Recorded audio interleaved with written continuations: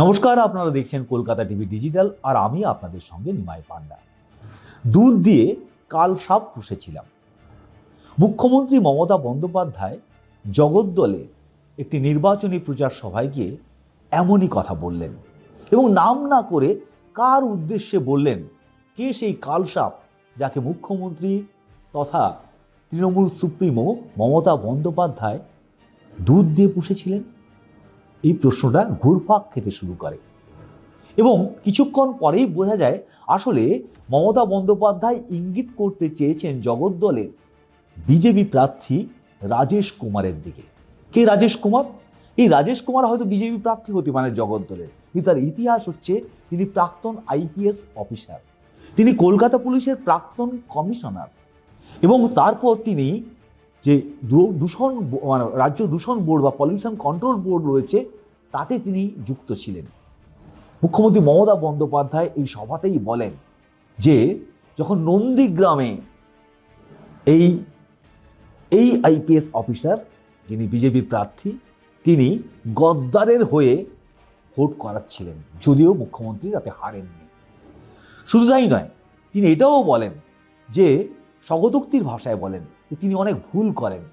অভিষেক বন্দ্যোপাধ্যায় তাকে ভুল শোধরাতে বলে, বিশেষ করে বলে যে তুমি এত নরম মনের কেন, তুমি শক্ত হতে পারো না কেন।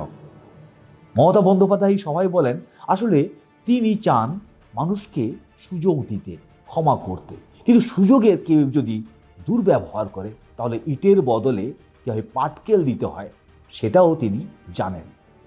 এই সবাই পাশাপাশি তিনি পরিষ্কার করে দেন এবং কার্যত নাম না করে বলেন যে এই যে কালসাপ তার দিল্লিতে কত সম্পত্তি রয়েছে, এ রাজ্যে কত সম্পত্তি রয়েছে, বিভিন্ন ইন্ডাস্ট্রি থেকে কত টাকা তুলেছে, সব কিছু তার কাছে সব হিসেব রয়েছে, সব তথ্য রয়েছে।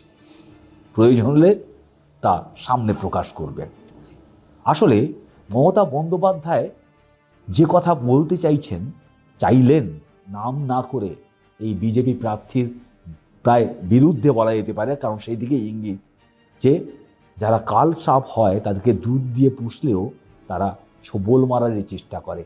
আর এই প্রার্থী সেই প্রার্থী যাকে তিনি ক্ষমা করেছেন, তাকে পারলে জেলে পুরে দিতে পারতেন এমন কথাও মমতা বন্দ্যোপাধ্যায় বলেছেন, কিন্তু তা করেননি।